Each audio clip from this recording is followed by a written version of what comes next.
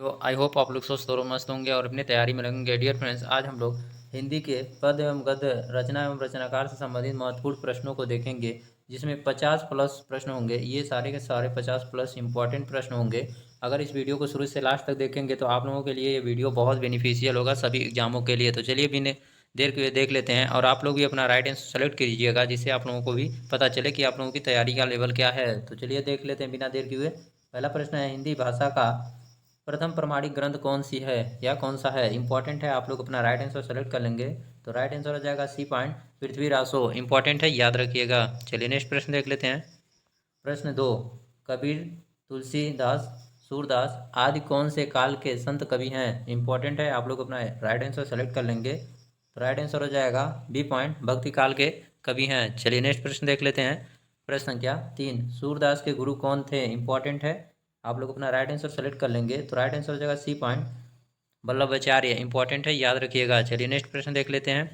प्रश्न संख्या, सूरसागर के रचयिता कौन है? इंपॉर्टेंट है, आप लोग अपना राइट आंसर सेलेक्ट कर लेंगे कि सूरसागर के रचयिता कौन है। तो राइट आंसर हो जाएगा बी पॉइंट जयदेव। इंपॉर्टेंट है। चलिए नेक्स्ट प्रश्न देख लेते हैं।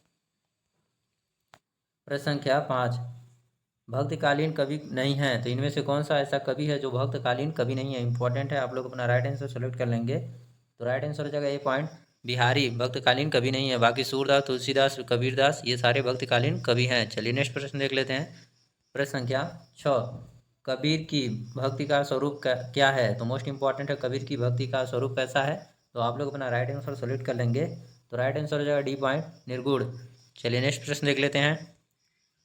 प्रश्न संख्या 7, कबीरदास की भाषा कौन सी थी? इंपॉर्टेंट है, कबीरदास की भाषा कौन सी थी? तो आप लोग अपना राइट आंसर सेलेक्ट कर लेंगे। तो राइट आंसर हो जाएगा डी पॉइंट सदुक्कड़ी। कबीरदास की भाषा सदुक्कड़ी थी। चलिए इंपॉर्टेंट है। चलिए नेक्स्ट प्रश्न देख लेते हैं। प्रश्न संख्या 8, निम्नलिखित में से कौन अष्टछाप का कवि है? तो इंपॉर्टेंट है, इसमें से कौन से कवि हैं जो अष्टछाप के कवि हैं? इंपॉर्टेंट है, आप लोग अपना राइट आंसर सेलेक्ट कर लेंगे।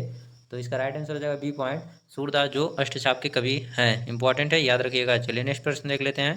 प्रश्न संख्या 9, जायसी द्वारा रचित पद्मावत निम्न में से क्या है? इंपॉर्टेंट है, आप लोग अपना राइट आंसर सेलेक्ट कर लेंगे। तो राइट आंसर हो जाएगा सी पॉइंट समासोक्ति है। इंपॉर्टेंट है, याद रखिएगा। चलिए नेक्स्ट प्रश्न देख लेते हैं। कबीर ने समाज सुधार के अंतर्गत किसका उपदेश नहीं दिया था? इंपॉर्टेंट है, तो आप लोग अपना राइट आंसर सेलेक्ट कर लेंगे। वेरी वेरी मोस्ट इंपॉर्टेंट है। तो इसका राइट आंसर हो जाएगा सी पॉइंट स्त्री पुरुष की समानता।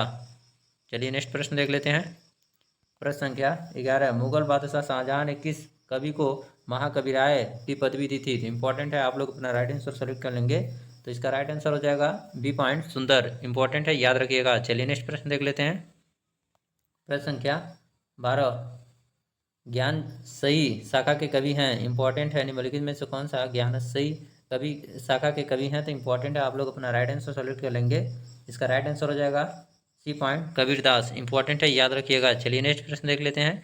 प्रश्न संख्या 13, कौन सी रचना तुलसीदास की नहीं है? इंपॉर्टेंट है, आप लोग अपना राइट आंसर सेलेक्ट कर लेंगे। कौन सी रचना है जो तुलसीदास की नहीं है? इंपॉर्टेंट है, इसका राइट आंसर सेलेक्ट कर लेंगे। तो इसकी राइट आंसर हो जाएगा डी पॉइंट भक्तमाल। इंपॉर्टेंट है, बाकी रामचरितमानस, कवि गीतावली, कृष्ण गीतावली ये तीनों के तीनों तुलसीदास के हैं। इंपॉर्टेंट है, याद रखिएगा। बाकी भक्तमाल ये तुलसीदास की रचना नहीं है। इंपॉर्टेंट है। चलिए नेक्स्ट प्रश्न देख लेते हैं। प्रश्न संख्या 14, रीतिकाल का कवि कौन है? इंपॉर्टेंट है, इनमें से रीतिकाल के कवि कौन से हैं? तो आप लोग अपना राइट आंसर सेलेक्ट कर लेंगे। तो इसका राइट आंसर हो जाएगा सी पॉइंट, यह रीतिकाल के कवि हैं। कौन? बिहारी। चलिए नेक्स्ट प्रश्न देख लेते हैं। रीतिकाल का अन्य नाम क्या है? इंपॉर्टेंट है, रीतिकाल का अन्य नाम क्या है? तो आप लोग अपना राइट आंसर सेलेक्ट कर लेंगे। इसका राइट आंसर हो जाएगा सी पॉइंट सिंगार काल को रीतिकाल का अन्य नाम भी कहा जाता है। या रीतिकाल कहीं लिखा होगा या सिंगार काल को रीतिकाल कहते हैं, रीतिकाल को सिंगार काल कहते हैं। इंपॉर्टेंट है, याद रखिएगा। चलिए नेक्स्ट प्रश्न देख लेते हैं। मैथिली शरण गुप्त का संबंध आधुनिक काल के किस युग से है? तो इंपॉर्टेंट है, आप लोग अपना राइट आंसर सेलेक्ट कर लेंगे। इसका राइट आंसर हो जाएगा डी पॉइंट द्विवेदी युग। इंपॉर्टेंट है। चलिए नेक्स्ट प्रश्न देख लेते हैं। प्रश्न संख्या 17, जूही की कली इंपॉर्टेंट है, कविता के कवि कौन है? इंपॉर्टेंट है, आप लोग अपना राइट आंसर सेलेक्ट कर लेंगे।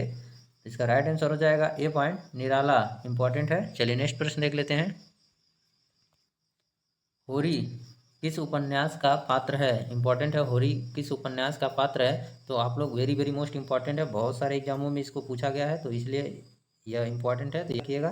इसका राइट आंसर सेलेक्ट कर लेंगे तो राइट आंसर हो जाएगा डी पॉइंट, गोदान। गोदान का होरी पात्र है। चलिए नेक्स्ट देख लेते हैं। प्रश्न संख्या 19, हिंदी का प्रथम मौलिक उपन्यास है तो मोस्ट इंपॉर्टेंट है, हिंदी का प्रथम मौलिक उपन्यास कौन सा है? तो आप लोग अपना राइट आंसर सेलेक्ट कर लेंगे तो इसका राइट आंसर हो जाएगा साथियों ए पॉइंट, परीक्षा गुरु। इंपॉर्टेंट है, याद रखिएगा।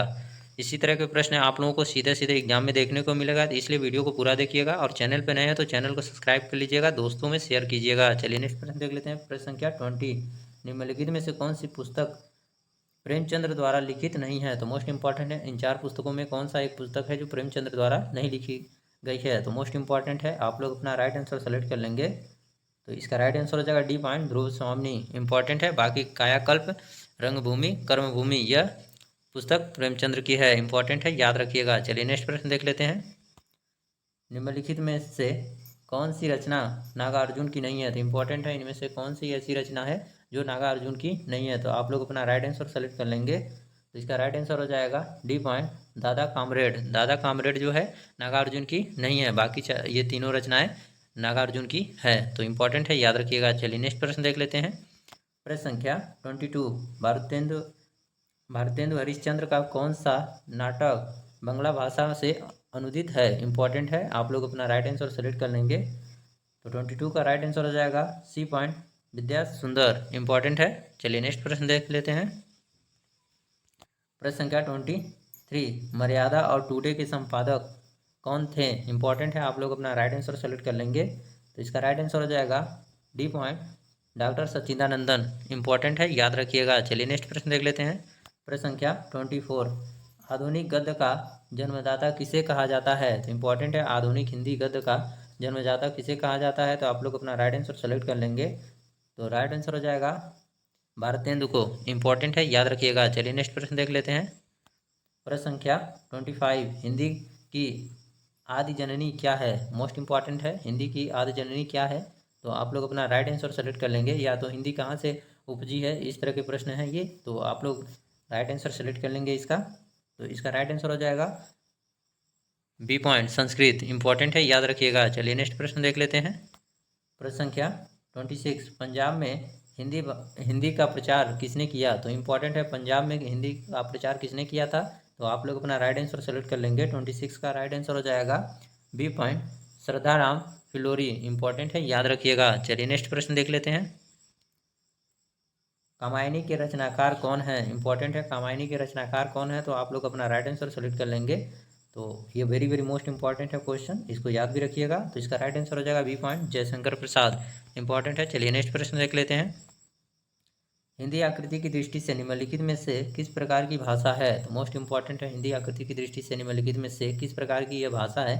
तो आप लोग अपना राइट आंसर सेलेक्ट कर लेंगे। इन 4 ऑप्शन में से एक राइट आंसर है तो इंपॉर्टेंट है, आप लोग अपना राइट आंसर सेलेक्ट कर लिए होंगे। इसका राइट आंसर हो जाएगा सी पॉइंट, श्लिष्ट योगात्मक। श्लिष्ट योगात्मक हिंदी की आकृति दृष्टि से, हिंदी आकृति की दृष्टि से भाषा है। इंपॉर्टेंट है, याद रखिएगा, श्लिष्ट योगात्मक। चलिए नेक्स्ट प्रश्न देख लेते हैं। भोर का तारा एकांकी के लेखक कौन है? तो मोस्ट इंपॉर्टेंट है, भोर का तारा का एकांकी के लेखक कौन है? तो आप लोग अपना राइट आंसर सेलेक्ट कर लेंगे। वेरी वेरी मोस्ट इंपॉर्टेंट है ये प्रश्न, तो इसका राइट आंसर हो जाएगा बी पॉइंट, जगदीश चंद्र माथुर। इंपॉर्टेंट है, जगदीश चंद्र माथुर ने भोर का तारा एकांकी के लेखक हैं। इंपॉर्टेंट है, याद रखिएगा। चलिए नेक्स्ट प्रश्न देख लेते हैं। प्रश्न संख्या 30, हिंदी का प्रथम समाचार पत्र कौन सा था? तो इंपॉर्टेंट है, आप लोग अपना राइट आंसर सेलेक्ट कर लेंगे तो इसका राइट आंसर हो जाएगा बी पॉइंट, उदंत मार्तंड। उदंत मार्तंड हिंदी का प्रथम समाचार पत्र था। इंपॉर्टेंट है। चलिए नेक्स्ट प्रश्न देख लेते हैं। निम्नलिखित में से कौन सी रचना नागार्जुन की नहीं है? तो इंपॉर्टेंट है, आप लोग अपना राइट आंसर सेलेक्ट कर लेंगे।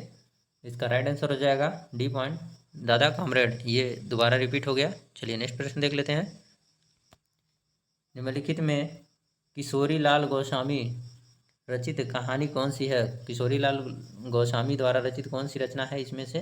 तो कहानी कौन सी है? तो आप लोग अपना राइट आंसर सेलेक्ट कर लेंगे। वेरी वेरी मोस्ट इंपॉर्टेंट यह है तो इसका राइट आंसर हो जाएगा सी पॉइंट, इंदुमती। इंपॉर्टेंट है, याद रखिएगा। चलिए नेक्स्ट प्रश्न देख लेते हैं। निम्न में से कौन सी दिनकर की रचना नहीं है? तो इंपॉर्टेंट है, निम्नलिखित में से कौन सी दिनकर की रचना नहीं है? इन 4 ऑप्शनों में से एक ऐसी रचना है जो दिनकर जी की नहीं है, बाकी 3 है। तो इंपॉर्टेंट है, आप लोग अपना राइट आंसर सेलेक्ट कर लेंगे तो इसका राइट आंसर हो जाएगा मृगनयनी, मृगनयनी जो है यह दिनकर जी की नहीं है, बाकी उर्वशी, कुरुक्षेत्र, रसमिर्थी ये तीनों दिनकर जी की रचना है। इंपॉर्टेंट है, याद रखिएगा, ये वेरी वेरी मोस्ट इंपॉर्टेंट है। चलिए नेक्स्ट प्रश्न देख लेते हैं। सेवा सदन किसकी रचना है? तो इंपॉर्टेंट है, सेवा सदन किसकी रचना है? तो आप लोग अपना राइट आंसर सेलेक्ट कर लेंगे। तो इसका राइट आंसर हो जाएगा dear friends C point, Premchandra ji की सेवा सदन रचना है। इंपॉर्टेंट है, याद रखिएगा। चलिए नेक्स्ट प्रश्न देख लेते हैं। प्रश्न संख्या 35, हरी घास पर क्षण भर। तो इंपॉर्टेंट है, हरी घास पर क्षण भर किस कवि का काव्य संग्रह है? इंपॉर्टेंट है, आप लोग अपना राइट आंसर सेलेक्ट कर लेंगे। तो 35 का राइट आंसर हो जाएगा ए पॉइंट, अज्ञेय का है। इंपॉर्टेंट है, अज्ञेय का कवि का ये क्या है? संग्रह है। तो मोस्ट इंपॉर्टेंट हरी घास पर क्षण भर इंपॉर्टेंट है। चलिए नेक्स्ट प्रश्न देख लेते हैं। प्रश्न संख्या 36, गुनाहों का देवता के रचनाकार हैं। इंपॉर्टेंट है, वेरी वेरी मोस्ट इंपॉर्टेंट है, गुनाहों का देवता के रचनाकार कौन है? तो आप लोग अपना राइट आंसर सेलेक्ट कर लेंगे। तो इसका राइट आंसर हो जाएगा D point, Dharamvir Bharati. Important है, याद रखिएगा। चलिए नेक्स्ट प्रश्न देख लेते हैं। प्रश्न संख्या 37, मधुशाला के लेखक कौन है? इंपॉर्टेंट है, तो आप लोग अपना राइट आंसर सेलेक्ट कर लेंगे। और डियर फ्रेंड, जो साथी चाह रहे हैं इस बार यूपी पुलिस में वर्दी पहन के घर जाना या अपने वर्दी पहनने के सपने को साकार करना, तो आप लोग वीडियो को पूरा देखा कीजिए, 1 से 2 बार रिवीजन कीजिए। अगर आप लोग इसी तरह का कंटिन्यू सारे वीडियो को देखेंगे तो आप लोगों का हिंदी में से कोई भी क्वेश्चन नहीं गलत होगा और आप लोगों की हिंदी की अच्छी तैयारी हो जाएगी। और यूपी स्पेशल भी क्लास चल रहा है, तो आप लोग प्ले लिस्ट में जाके देख सकते हैं, सभी विषयों का क्लास चल रहा है, डीप में भी चल रहा है और वन लाइनर में भी चल रहा है। तो जिस तरह आप पढ़ना पसंद करते हैं आप लोग अपना रिवीजन करते रहें। तो इसका राइट आंसर आप लोग सेलेक्ट कर लेंगे 37 का। तो 37 का राइट आंसर हो जाएगा मधुशाला के लेखक सी पॉइंट बच्चन है। इंपॉर्टेंट है, याद रखिएगा। चलिए नेक्स्ट प्रश्न देख लेते हैं। चंद्रकांता के उपन्यासकार बताइए कौन है? तो चंद्रकांता उपन्यासकार कौन है? तो आप लोग अपना राइट आंसर सेलेक्ट कर लेंगे। इसका राइट आंसर हो जाएगा डी पॉइंट, देवकीनंद खत्री। इंपॉर्टेंट है, याद रखिएगा। चलिए नेक्स्ट प्रश्न देख लेते हैं। 39, आंचलिक रचनाएं किससे संबंधित होती हैं? जो आंचलिक रचनाएं होती हैं किससे संबंधित होती हैं? तो आप लोग अपना राइट आंसर सेलेक्ट कर लेंगे।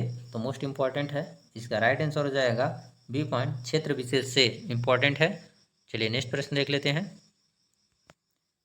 चांद का मुंह टेढ़ा, मोस्ट इंपॉर्टेंट है, चांद का मुंह टेढ़ा किस कवि का काव्य संग्रह है? इंपॉर्टेंट है, चांद का मुंह टेढ़ा किस कवि का काव्य संग्रह है? तो आप लोग अपना राइट आंसर सेलेक्ट कर लेंगे 40 का।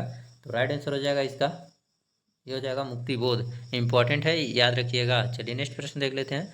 प्रश्न संख्या 41, खड़ी बोली का प्रथम महाकाव्य कौन सा है? तो मोस्ट इंपॉर्टेंट है, खड़ी बोली का प्रथम महाकाव्य कौन सा है? तो आप लोग अपना राइट आंसर सेलेक्ट कर लेंगे। तो इसका राइट आंसर हो जाएगा प्रिय प्रवास। इंपॉर्टेंट है, याद रखिएगा। चलिए नेक्स्ट प्रश्न देख लेते हैं। प्रश्न संख्या 42, महादेवी वर्मा को किस पुस्तक पर ज्ञानपीठ पुरस्कार मिला था? तो मोस्ट इंपॉर्टेंट है, महादेवी वर्मा को किस पुस्तक पर ज्ञानपीठ पुरस्कार मिला था? तो आप लोग कमेंट बॉक्स में कमेंट कर दीजिएगा, ज्ञानपीठ पुरस्कार कितने भाषाओं में दिया जाता है और वह उसका उल्लेख कहाँ किया गया है? तो इम्पॉर्टेंट है।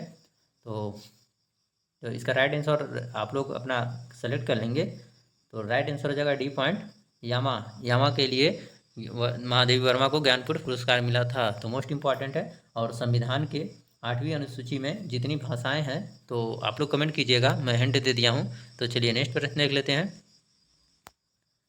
हिंदी गद्य का सर्वप्रथम युग किसे माना जाता है? तो मोस्ट इंपॉर्टेंट, हिंदी गद्य का सर्वप्रथम युग किसे माना जाता है? तो आप लोग अपना राइट आंसर सेलेक्ट कर लेंगे 33 का। तो इसका राइट आंसर हो जाएगा भारतेंदु युग। इंपॉर्टेंट है, याद रखिएगा। चलिए नेक्स्ट प्रश्न देख लेते हैं।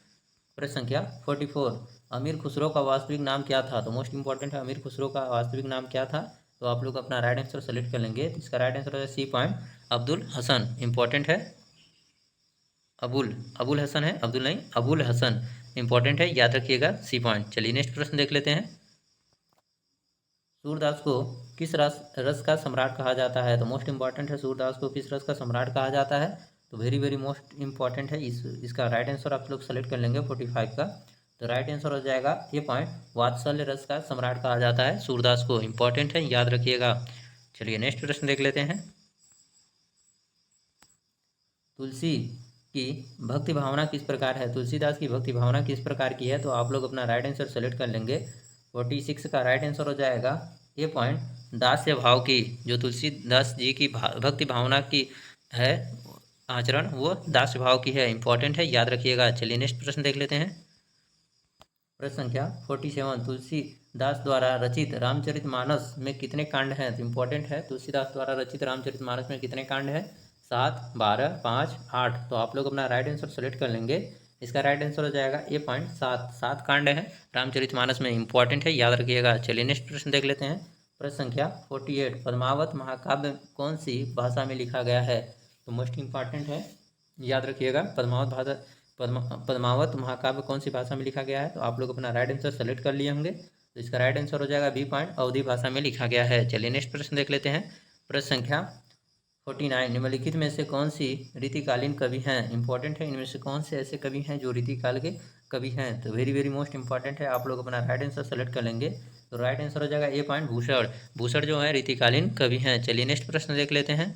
प्रश्न संख्या 50, निम्नलिखित में से कौन सी रीतिकालीन कवि हैं? तो इनमें से भी कौन से रीतिकालीन कवि हैं? तो आप लोग अपना राइट आंसर सेलेक्ट कर लेंगे। तो 50 का राइट आंसर हो जाएगा सी पॉइंट, वृंद। इंपॉर्टेंट है, याद रखिएगा, वेरी वेरी मोस्ट इंपॉर्टेंट है। चलिए नेक्स्ट प्रश्न देख लेते हैं।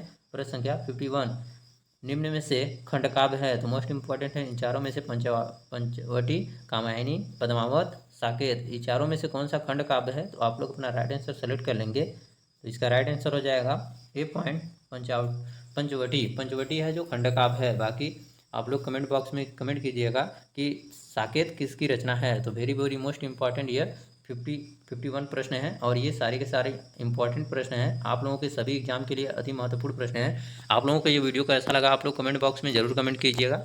और मैं इसको पार्ट वाइज बनाऊंगा, ये पहला पार्ट कर दूंगा, इसको पहला पार्ट, उसके बाद इसके दूसरा पार्ट आएगा और इसमें 50 प्रश्नों का ये वीडियो रहेगा, जिससे आप लोगों का ये हिंदी पद्य और गद्य रचना एवं रचनाकार से किसी भी प्रकार से अगर क्वेश्चन आए तो आप लोग सारे के सारे क्वेश्चन कर सकें। तो आप लोगों को ये वीडियो कैसा लगा आप लोग कमेंट बॉक्स में जरूर कमेंट कीजिएगा और चैनल पर नए चैनल को सब्सक्राइब कर लीजिएगा, बेल आइकन को प्रेस कर लीजिएगा, आगे आने वाली वीडियो का नोटिफिकेशन तुरंत मिल सके।